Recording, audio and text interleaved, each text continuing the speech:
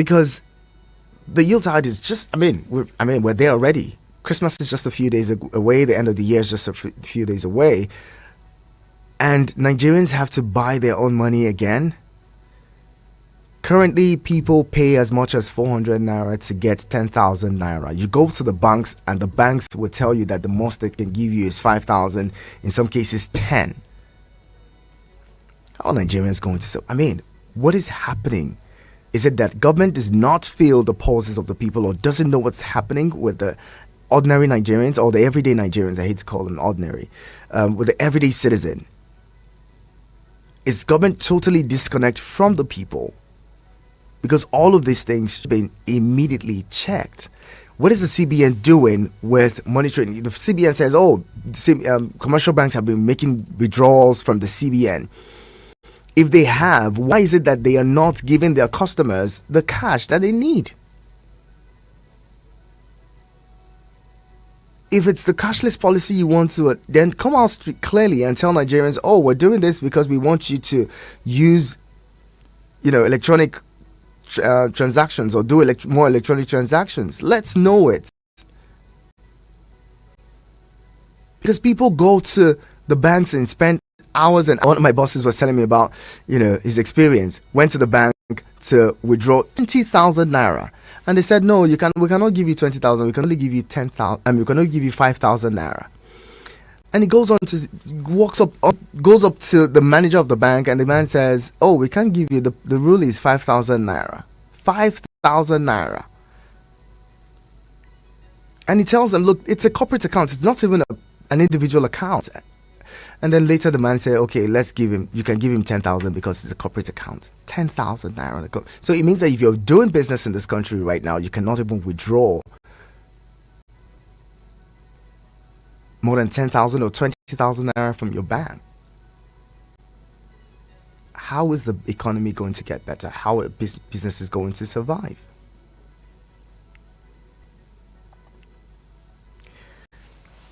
Again, back to the conversation about how we maybe need to begin to look inwards to develop our own economic policies and stick to them, and tell these other guys to shove it up. You just shove it up. Whatever the advice that they have, shove it up and allow us do what we can. Remember, I was going to refer you to when the former Minister of Agriculture made a statement on some of the promises, some of the advice that we had gotten from the IMF, the bank, in the past, and how they were detrimental to our economy. What led to the free fall of the naira since 1986 until today. Listen to Out of the Way, in case you've forgotten.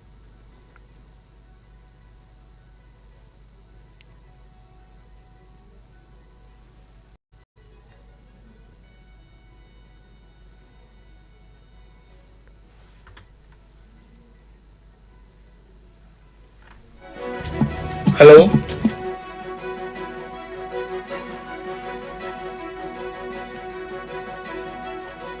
Nigeria began in 1986 when we did the structural adjustment program. When we were persuaded to devalue our currency every week for 32 years. When I went to school, and many of you are here, the naira was $1.50. The naira was almost £1 sterling. They came here, persuaded some brilliant men from Harvard and the World Bank that weekly devaluation was wonderful.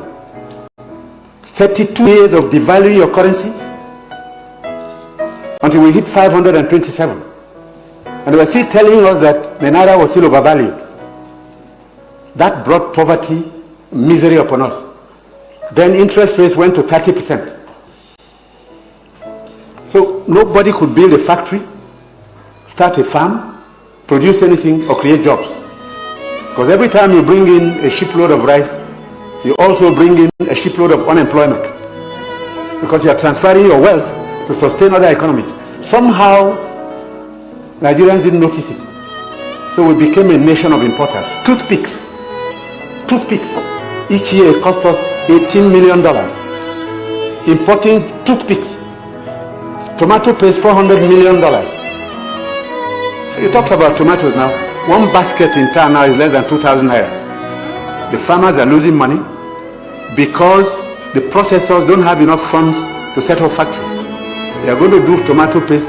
It's food grade stainless steel. You can't just use anything because you'll be putting poison in people's stomachs. 2 factories have started off. I believe by the middle of next year, we can...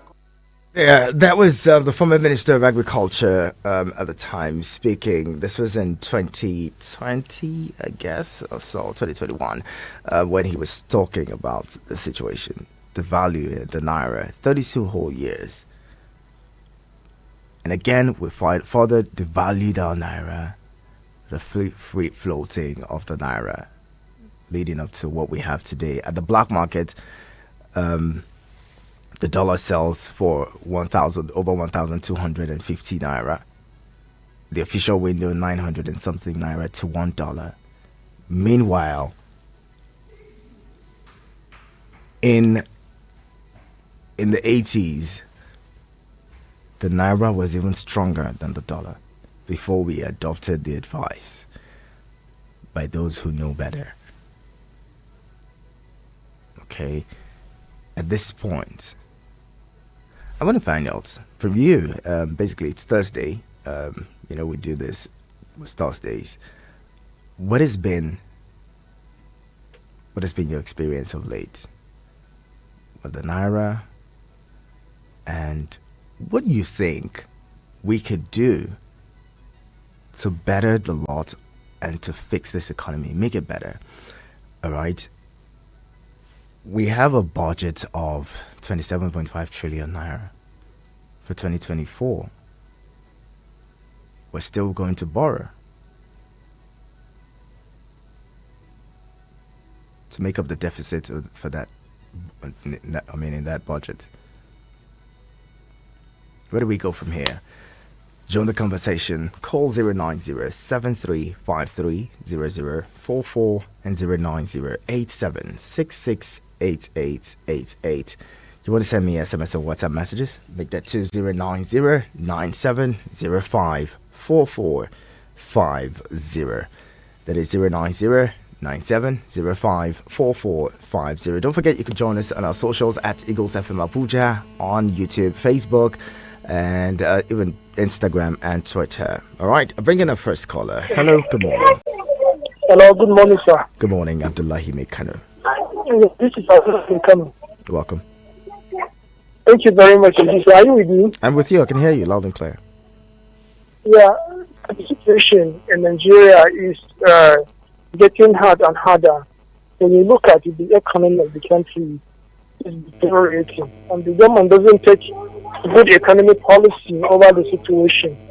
And World Bank is giving instruction to Nigeria. It's not surprising at all, because we have ate their money. We have collected huge loan from international financial institutions like IMF, World Bank. So our economy is controlled by outsiders. It's controlled by the world financial institutions.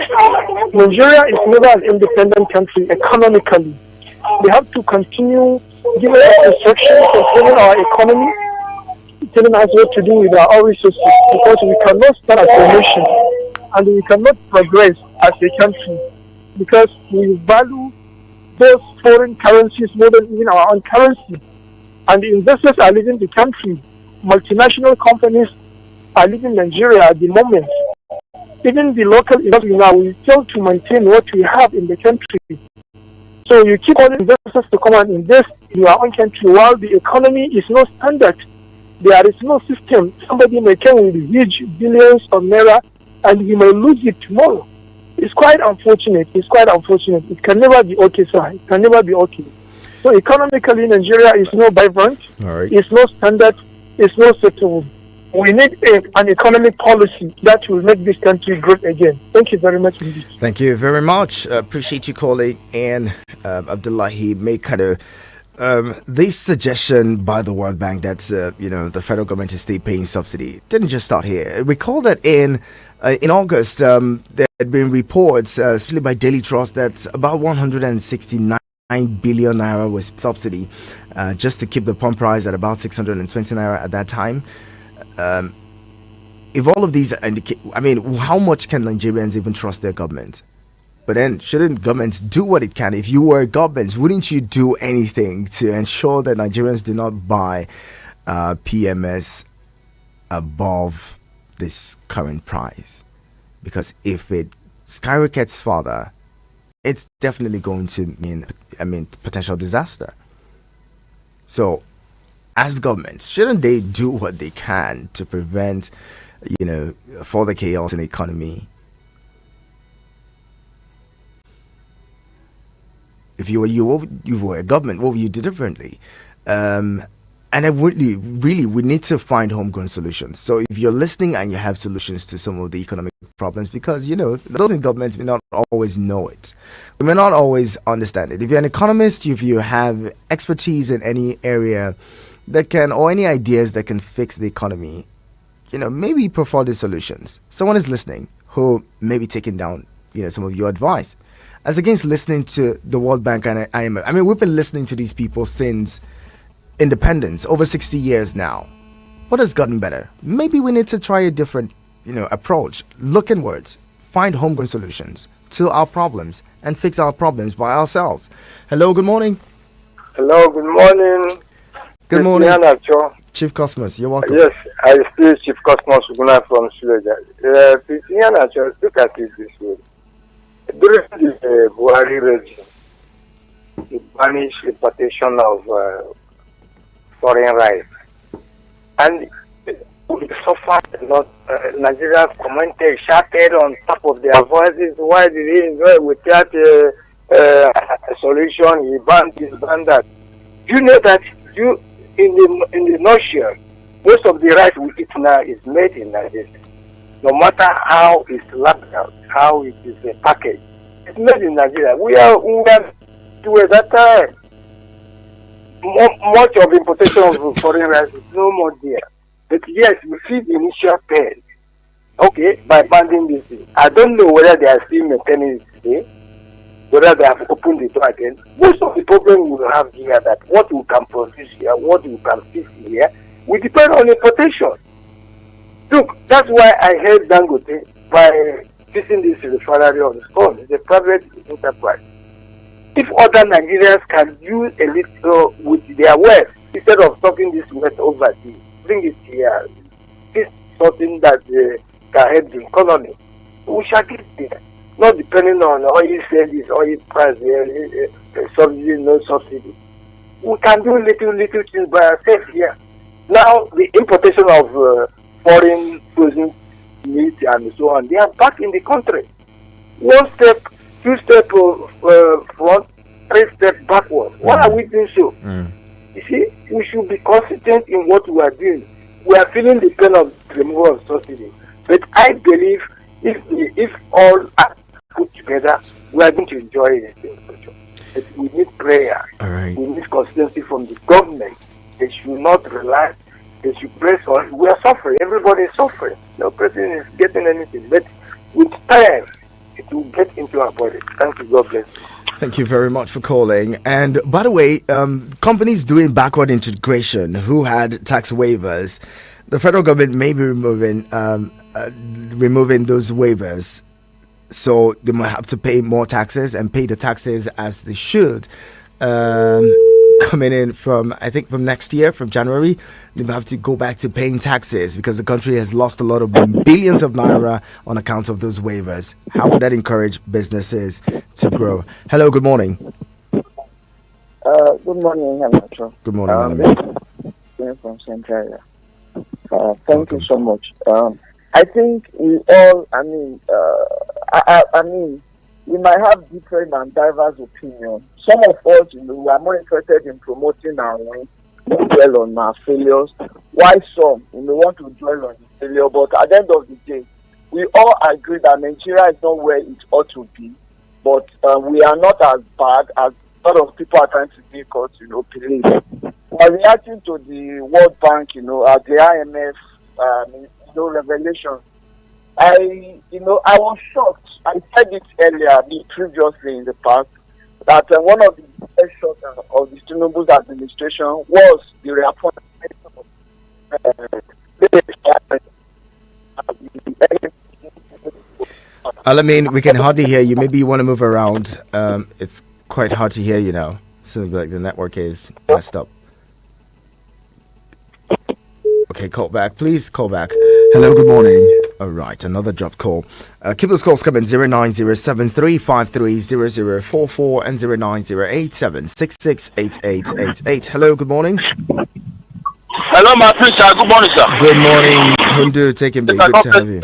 Welcome. The highest doctor. Work is great. Well done, sir. My name is Paul. Listen, my sister talking about the World Bank advice, always advise stuff. And Nigeria always always doing what the World Bank is advising us to do. Is Nigeria the only country that the World Bank advice on any economic issues? The answer is no. The advice for other countries too. So I believe I think there are things that we are doing wrong.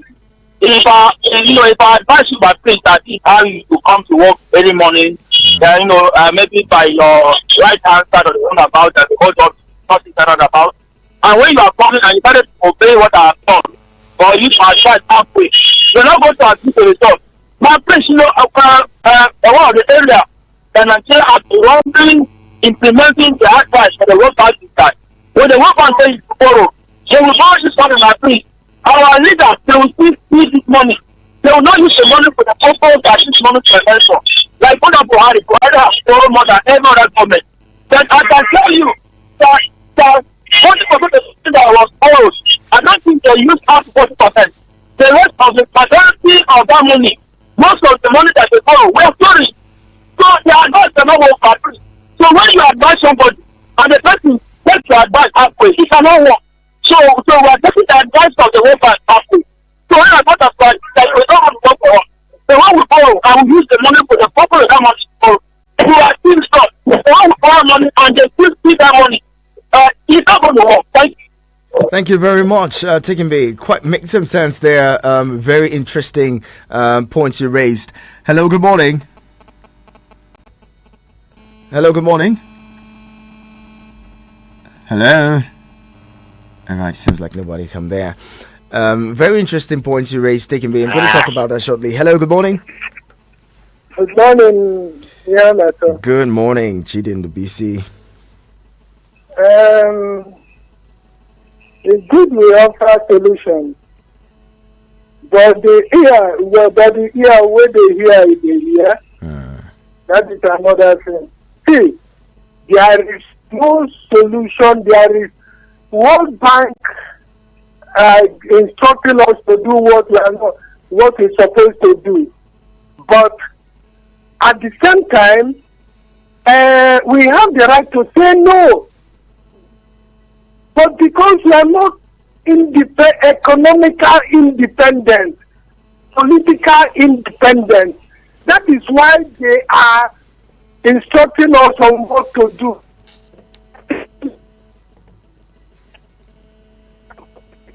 Hello. Problem we are having now. If we are going to do something out from what they get them out of our economy, the best thing is to do now is to revive our refineries. Bring up refineries to a standard, even if they're going to do it for Nigeria to export at least 100,000 liters of fuel to West African countries. Do you know how much foreign exchange we will gain? If our petrochemical is in place or full capacity, all the foreign exchange we are using to import raw materials will be resolved. Who are they deceiving?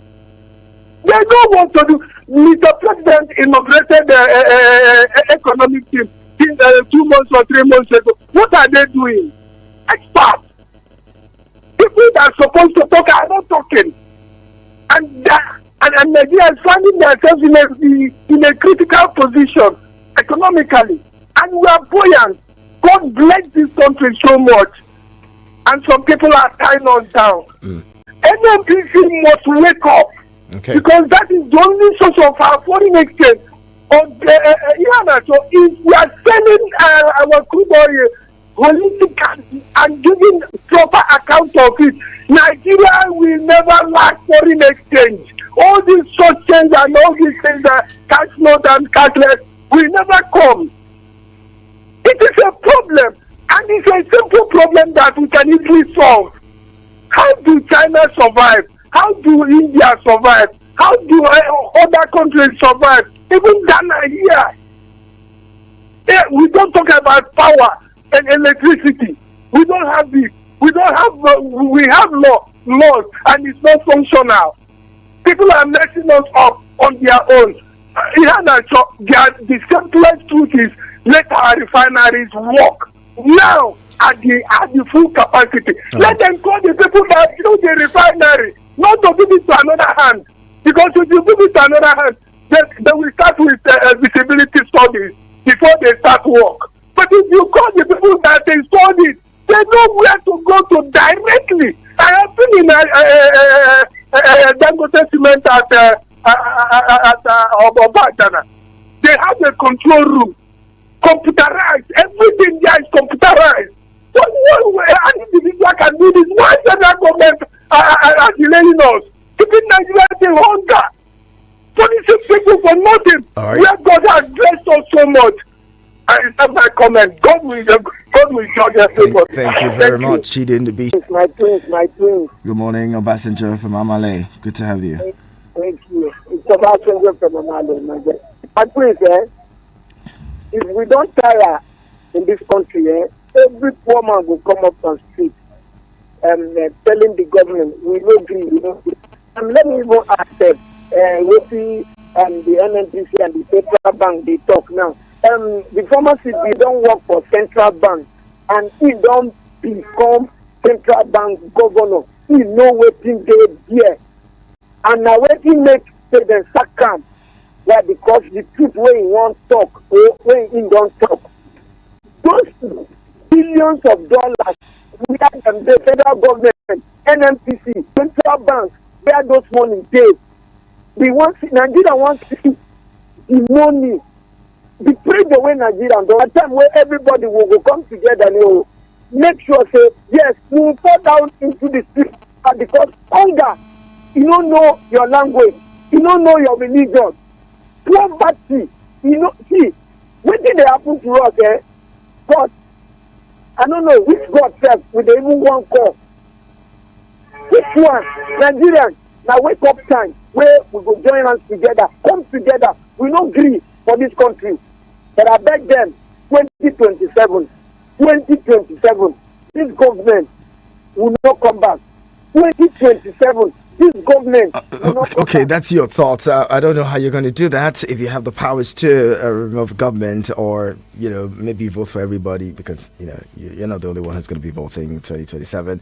But anyway, let's talk about this quickly in the next 5-10 minutes and see. So yesterday, the Economic and Financial Crimes Commission, EFCC, declared the former Minister of Power and Steel, Olu Oguloye, wanted over a fraud of $6 billion US.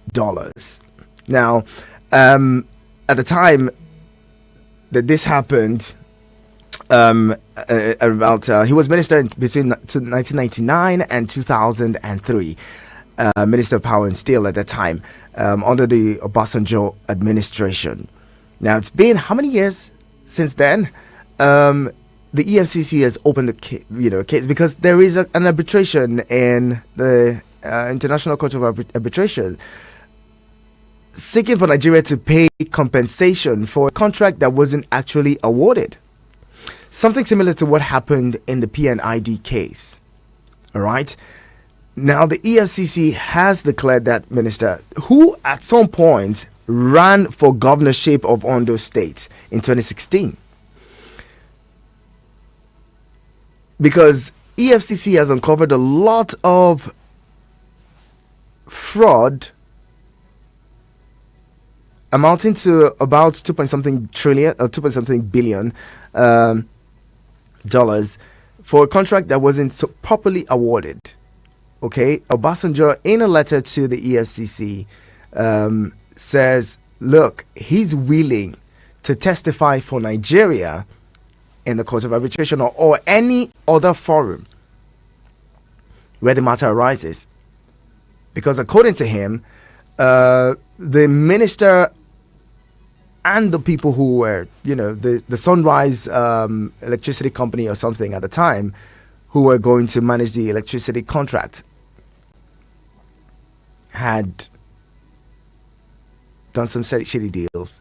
They didn't get the award, wasn't officially awarded, but they've gone to the Court of Arbitration asking for consultants and paid them even before they said award was the contract was said to not have been, not have gone through. So Nigeria owes them that amount of money.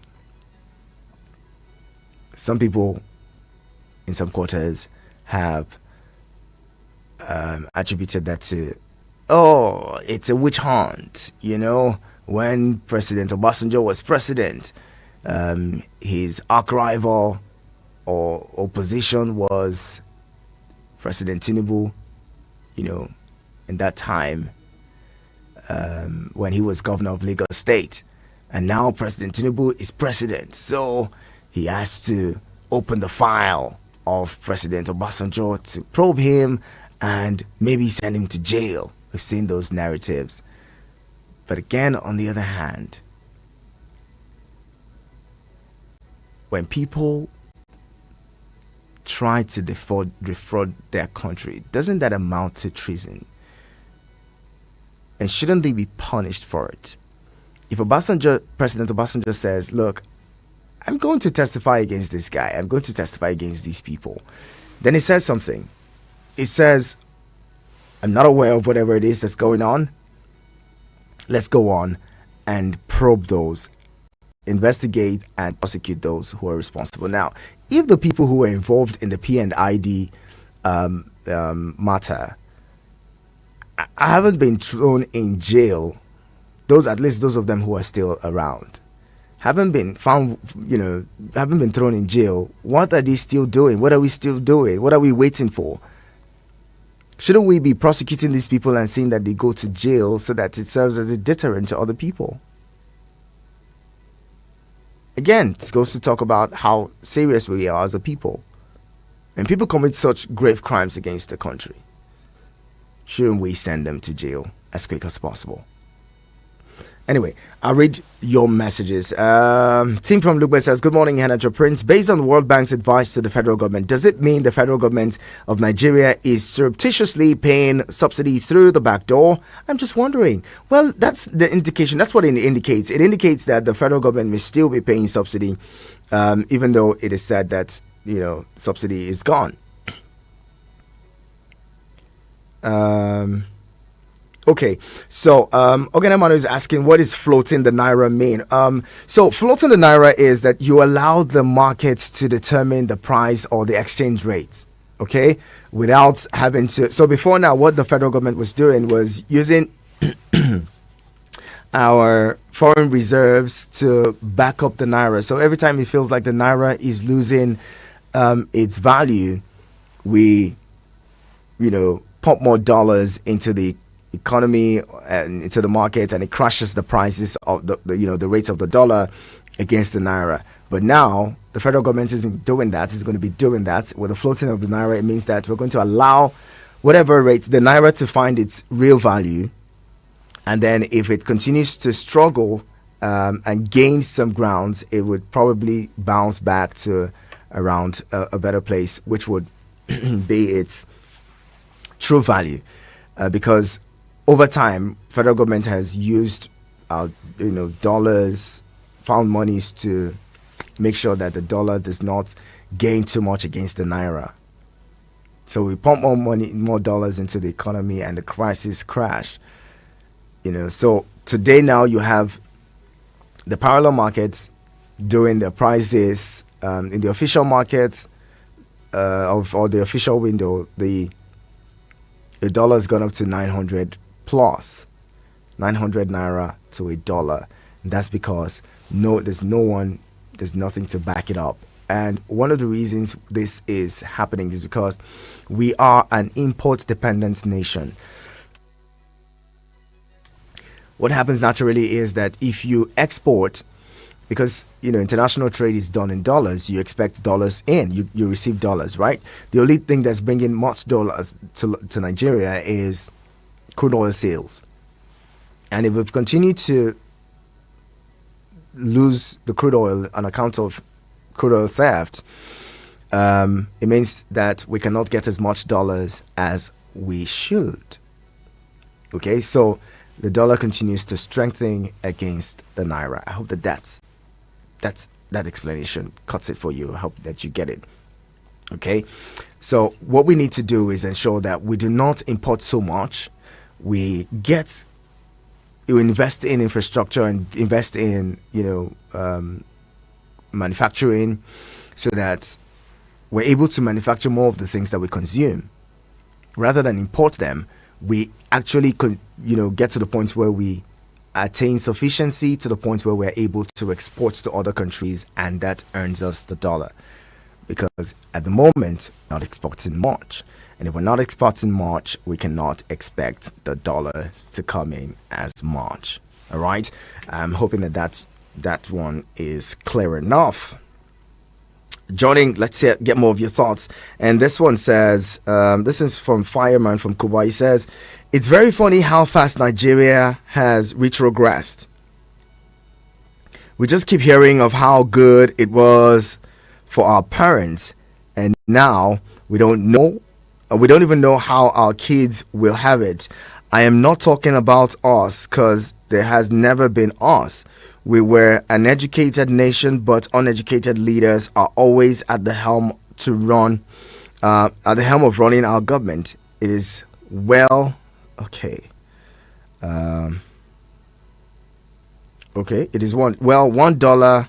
for 1 naira, and now it is 1,000 for 1,000 to 1. 30 years of weekly currency devaluation. Haba, it rigs.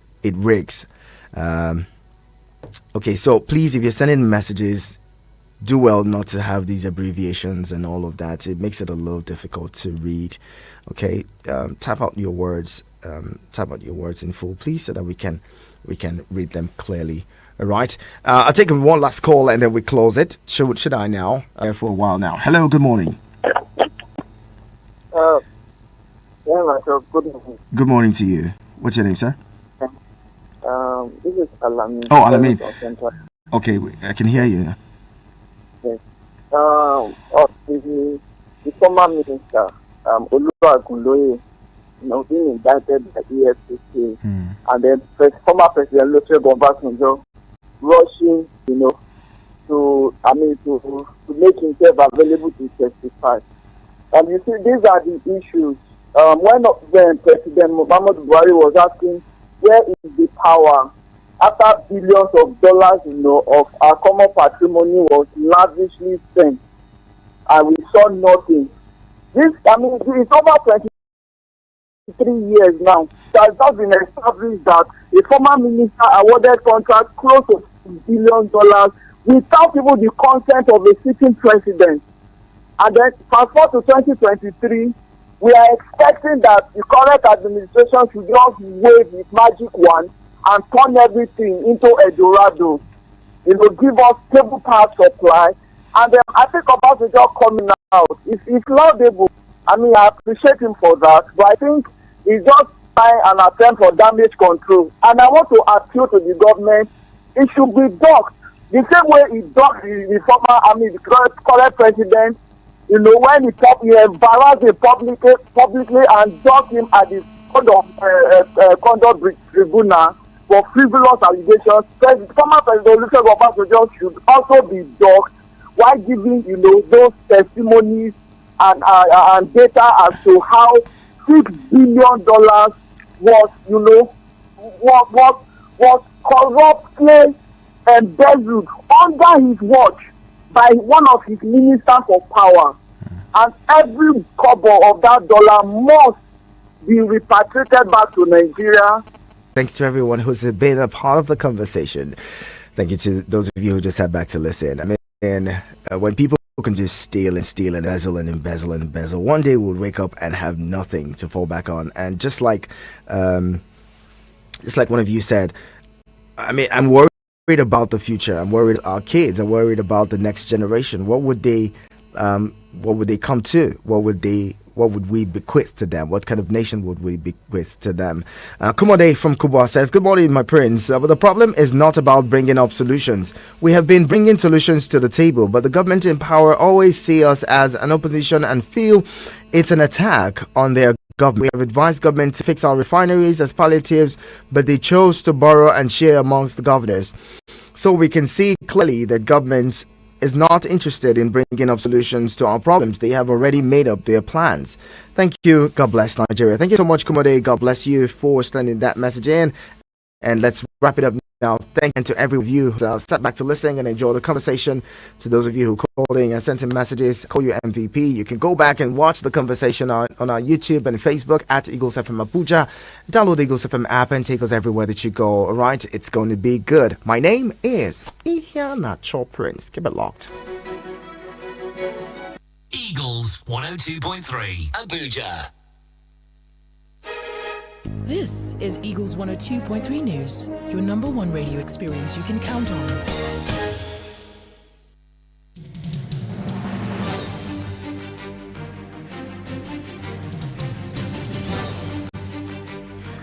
Here is the business news bits. The Nigeria Labour Congress (NLC) has kicked against the proposed plans by the federal government to restructure the Transmission Company of Nigeria (TCN). The communique signed by the president of NLC, Joe Ajero, said the proposed privatization plan of TCN would pretend great danger to the power sector and hold great fear and trepidation for major stakeholders within the sector. The federal government is targeting 125 billion naira in revenues and the creation of 500,000 jobs expected to be created through the Nigeria Data Protection Strategic Roadmap and Action Plan. This was disclosed during the launch of the Nigeria Data Protection Strategic Roadmap and Action Plan by the Nigeria Data Protection Commission in Abuja on Wednesday. The National Commissioner of the NDPC, Vincent Olatunji, said that the training were important to enable the Commission to achieve its mandate of having a robust data protection sector. The launch of the 5-pillar NDP SRAP was held concurrently with a capacity building workshop on data privacy and data for protection for data protection officers.